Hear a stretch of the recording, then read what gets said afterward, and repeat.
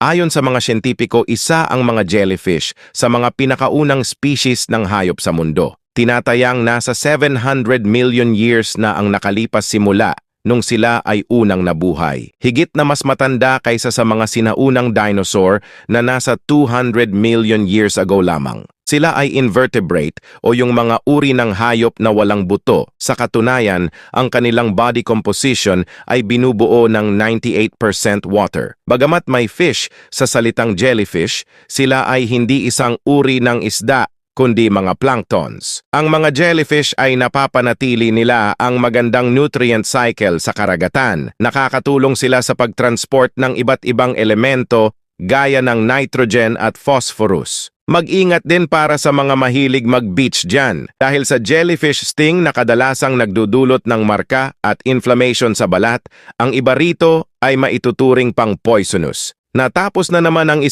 minuto mga ka-amazing, hanggang sa susunod nating video. Salamat sa panonood.